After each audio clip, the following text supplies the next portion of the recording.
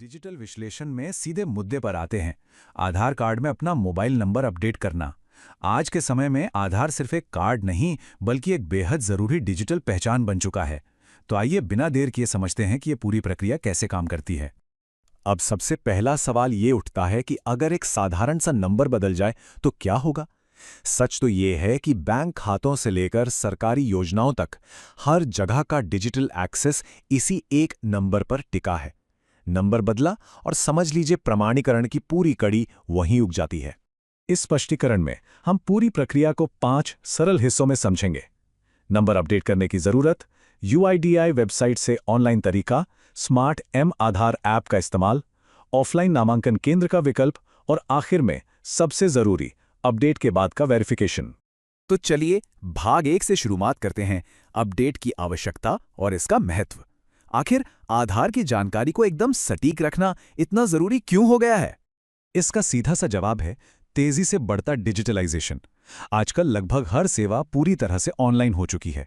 इसीलिए यूआईडीएआई ने जानबूझकर अपडेट प्रक्रिया को इतना आसान बना दिया है ताकि बिना किसी परेशानी के लोगों का काफी सारा समय और मेहनत बचाई जा सके। अब आगे बढ़ते हैं भाग 2 की तरफ, जो है यूआईडीएआई वेबसाइट के जरिए ऑनलाइन अपडेट करने का सीधा तरीका।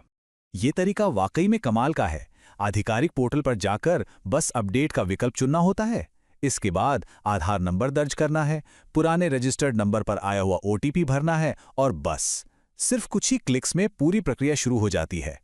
इस तरीके की सबसे शानदार बात क्या है? वो है घर बैठे मिलने वाली सुविधा। इस ऑनलाइन प्रक्रिया ने किसी भी आधार नामांकन केंद्र तक शारीरिक रूप से जाने की झंझट को पूरी तरह से खत्म कर दिया है। चलिए अब भाग 3 पर नजर डालते हैं। एम आधार ऐप, जो स्मार्टफोन इस्तेमाल करने वालों के लिए एक बेहद स्मार्ट और सुरक्षित रास्ता है। इस ऐप की सबसे दिलचस्प बात इसकी आसान पहुंच है। चाहे गूगल प्ले स्टोर हो या एप्पल ऐप स्टोर, ये हर जगह उपलब्ध है। ये ऐप पूरी तरह से सुरक्षित लॉगिन और अपडेट प्रोफाइल की सुविधा देता है।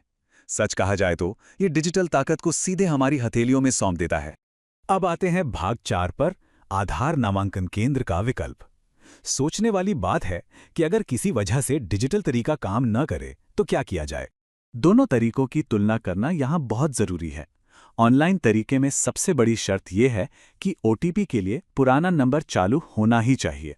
अगर फोन खो गया या नंबर बंद हो गया तो वो तरीका काम नहीं करेगा। ऐसे में ऑफलाइन तरीका ही काम आता है, जहां व्यक्तिगत रूप से जाकर पहचान पत्र दिखाने होते हैं। नामांकन केंद्र पर जाने के बाद की प्रक्रिया काफी सीधी और स्पष्ट है। बस एक सामान्य सा अपडेट फॉर्म भरना है और उसे अपने वैध आधिकारिक पहचान पत्रों के साथ जमा कर देना है। ये ऑफलाइन रास्ता दरअसल भरोसे की एक बहुत ही मजबूत परत जोड़ देता है।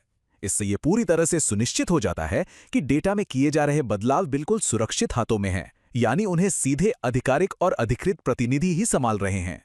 चलिए अब इस पूरी प्रक्रिया के 5वें और अंतिम पड़ाव की बात करते हैं, अपडेट के बाद का महत्वपूर्ण वेरिफिकेशन। आखिर ये इतना जरूरी क्यों है?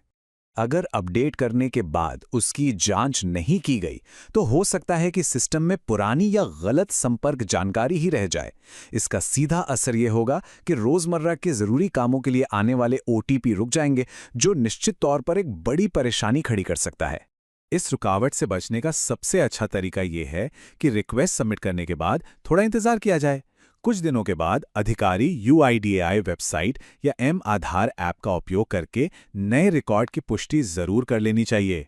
बार बार जांच करने की इस आवश्यकता से आधुनिक डिजिटल ढांचे को लेकर एक बड़ा दिलचस्प सवाल सामने आता है। क्या हमारी डिजिटल पहचान को बनाए रखना सिर्फ एक बार का काम है या ये जीवन भर चलने वाली एक निरंतर जिम्मेदारी है? जैसे जैसे हमारी जिंदगी आगे बढ़ती है, जानकारी बदलती रहती है, तो क्या इस तेजी से बदलती दुनिया में हमारी डिजिटल परछाई कभी पूरी तरह से स्थिर हो सकती है?